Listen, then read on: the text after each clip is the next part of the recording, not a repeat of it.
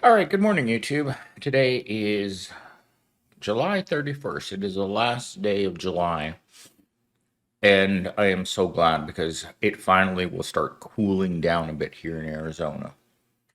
But with that said, I wanted to thank you guys for all of the positive comments on my last couple of videos. I really enjoy making those videos, those style of videos, because they make me laugh at the absurdity of what life has become. In fact, I just ate ramen for like the billionth time in a row, and I decided to make it Mexican style. So I took the noodles and basically turned it into noodles tacos, right? I had the meat, I had the pico, I had the cheese, and the hot sauce. Did it change anything about how horrible ramen is? No. But just like with everything else in our life, we got to put lipstick on that pig.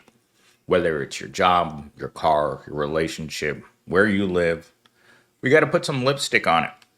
Because otherwise, staring at it isn't going to make it any prettier.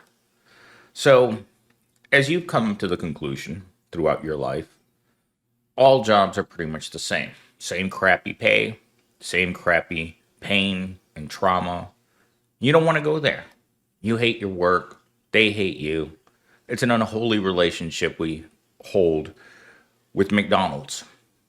Every day, you stand in front of the fryer hoping that it explodes and takes the whole world out with it because you don't want to be there. All right, let's get into our opening monologue brought to you by our delightful Chat GPT. Every time I switch jobs, I think maybe this one will be different. But after a week, it's the same broken vending machine of misery, just with a different logo on the vest. The pay still sucks. The managers still micromanage like they're in a Netflix prison drama. And the customers act like they personally ruin their day by existing. It's not just a bad job anymore. It's the same bad job wearing different outfits. I wouldn't even call them outfits. I would call them costumes. Today you're wearing this chicken costume. Tomorrow you're wearing a blue chicken costume, and the day after that you're wearing an orange chicken costume. But at the end of the day, it's still humiliating not to have enough money to pay your rent every month, not to be able to afford a halfway decent life, accepting the low desire society that is America now. We're not a great society. We never have been. America's third world for anyone that's not rich. Everyone likes to put their nose up in the air and say, oh, America's a first world country. No, it's not. I can walk 50 feet away from me and see someone who's sleeping on the street. You think that guy thinks America's a first world country? No, it's not. No matter where you go in the world, as long as you're rich, it's a first world country to you. If you live where I live, this ain't first world. This is definitely not first world. This is toilet out behind the house. This is what America has become, and it hates that it's become this. These politicians come out here and they do a little turkey trot and they say how great America is. It's not. Our public school system sucks. Our infrastructure, bridges, roads, they all suck. Everything about our world down here at the bottom sucks. And guess what? Just because you don't like it doesn't mean you don't have to live here. I mean, just the smell of this country should disgust you. Walking down the street and you get a whiff of something and you don't know what it is, and you walk over and it's human feces, which you look down at and it reminds you of your life. We're living the human feces life. We're not living the good life. We're not going on vacations. We don't have savings accounts. And if you haven't watched the latest episode of The Epic Economist, go watch it. Because it's exactly what I said was going to happen. I've been saying these things for 20 years. Things are going to get worse. If you think your life sucks now, imagine what it's going to be like when you're living on the street. And that's the reality for millions of people who can't afford these ridiculous mortgages. Who let the banks decide that in order to buy a home, you're going to have to slave for 30 years. And at any point you're slaving, you lose your slave job, guess what? You lose your house, you lose your car, you lose your wife, you lose your kids. All for what? Because you don't like working. None of us do. There's no such thing in the bottom percentage of our society where you come into work and you actually want to be there. And I remember while I was working at Insight, my manager would come up to me all the time. And call center jobs are the worst, by the way. And he'd come up to me and it's like, Millennial Steam, the customers know that you're frowning. And I'm like, do you think I care? And then they walk away all butthurt. Like, oh man, I can't make him care. Because it's McDonald's, people. You're serving fries all day with the indignity and humiliation of wearing that uniform. That every person in society can walk up to you and look at your uniform and make a decision about who you are. You're a poor person. And we don't like poverty. America hates failure. We celebrate success to the nth degree, but failure. And that means you and me. Failure in a costume, working at McDonald's. That's what we represent in society. In fact, yesterday I was at the Kroger's up the street from me, the one that I used to work at. And I saw two guys that I used to work with there in 2008, still there. And I looked at one of them and I said, man, when are you going to leave this job? And he just looked at me. You know, he's a little slow. You know, he's not the brightest tool in or the sharpest tool in the shed, the brightest bulb. But he looked at me and he's like, Millennial Steam, I'm tired of working here. And I'm like, you've worked here since you were in high school.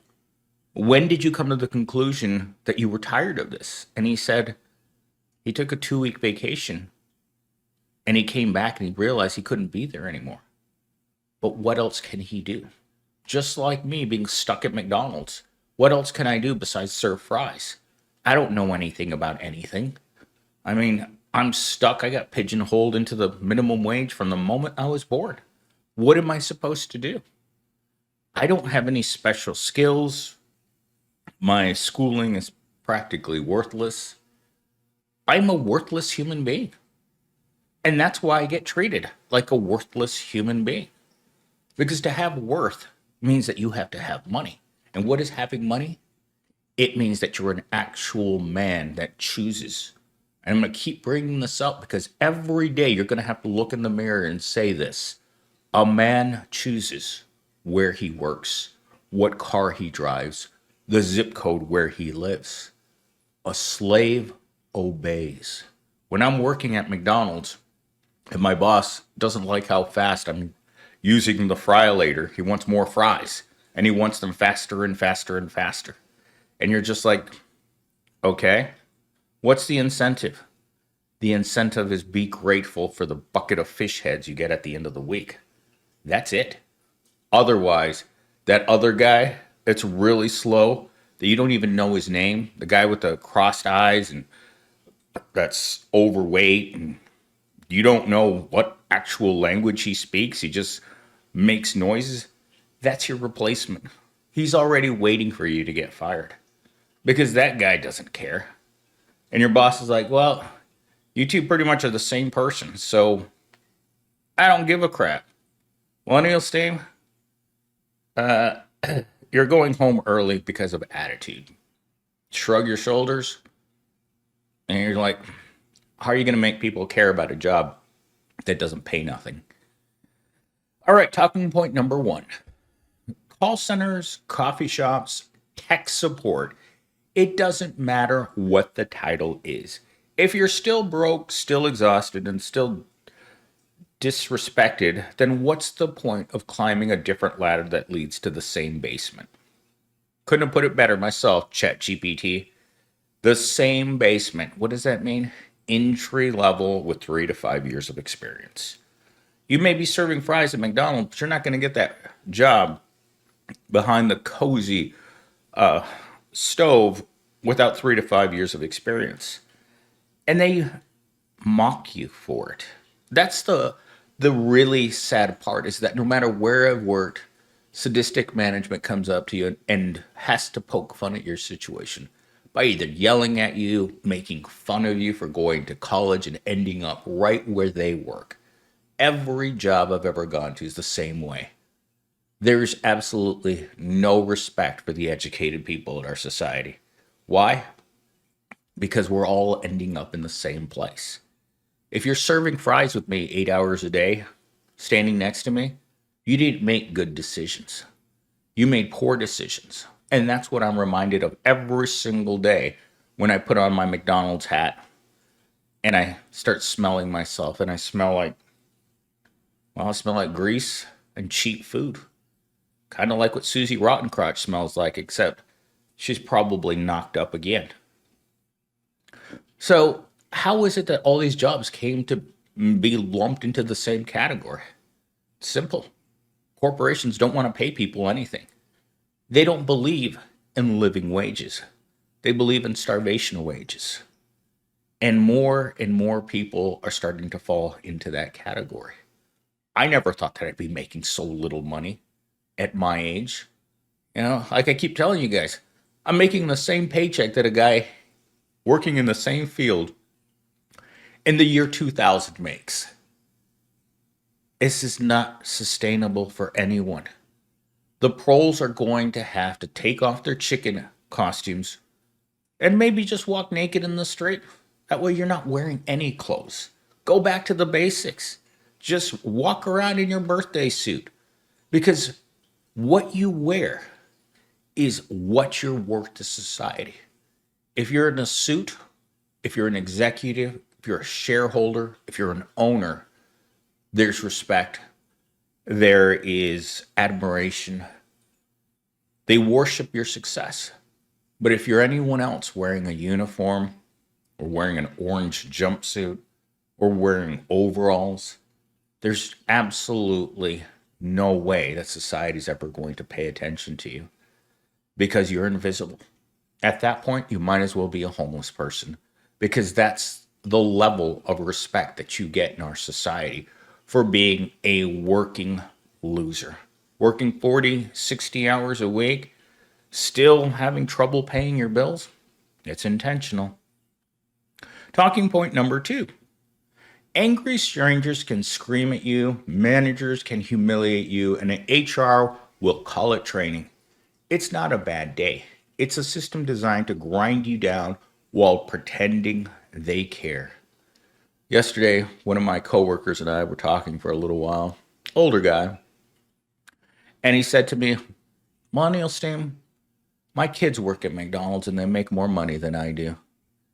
I have to support them because they can't afford to live on their own, but I feel humiliated. And I said to him, well, what do you mean? He said, I went to the doctor yesterday. My doctor made fun of my health insurance. I was like, what? He's like, yeah, he said my health insurance sucked. And I was like, your doctor really said that? And I was like, yeah, I remember when I was on Medicaid over the pandemic, my doctor would say things like that to me all the time. Because doctors hate poor people. They don't like treating the ailments of the poor. They know why you're sick, and it directly correlates with your poverty. That's why I think mental health in this country is a joke. We know what's causing the mental health crisis in America. It's directly linked to poverty. Everything comes down to everyone being broke. And everyone is stressed out about working at McDonald's. That's really what it comes down. There's no job security. There are no benefits. There's no retirement. There's nothing there except for the worst kind of work imaginable. And things are going to get worse as more of us are going to be pushed into those jobs we really don't want to do.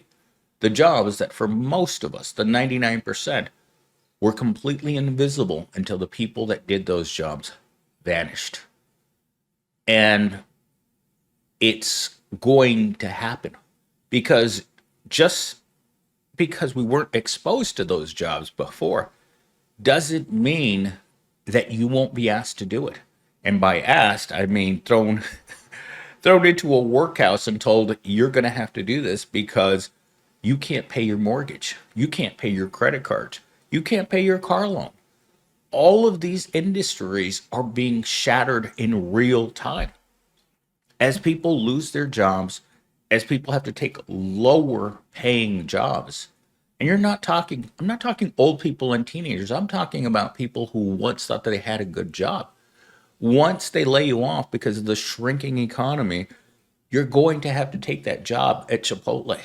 You're going to have to look at another human being who's telling you that they want extra rice uh, in their meal, and you're just going to look at them like, what am I doing here?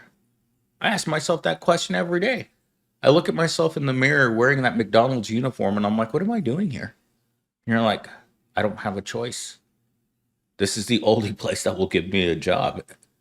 Or I'm going to be working across the street at Taco Bell, Burger King, whatever, Papa John's, wherever you're at. The humiliation for the poor never ends. It's one long workday from the moment you enter the workforce until they put you into your pine box. All right, let's get into our closing monologue. So, if you're out here wondering why you're constantly tired, underpaid, questioning reality at 10 a.m. on a Tuesday, you're not crazy. You're just trapped in the wage loop like the rest of us. The good news is, once you see it, you can stop blaming yourself. These jobs don't hate you, they hate that you haven't given up yet. So don't give up. Just get loud. Just get loud. How many other channels are there like mine? Channels dropping truth bombs every single day. No one wants to do this. You know why? Because it's not popular. No one wants to hear that they're screwed. Everyone wants to hear that things are going to get better. But the people who come and watch this channel, they know better. They've been out there. They've worked at McDonald's. Every McDonald's. And every morning at 8 a.m., Pound Town comes a calling. And you better be ready to assume the position because that's what you're for.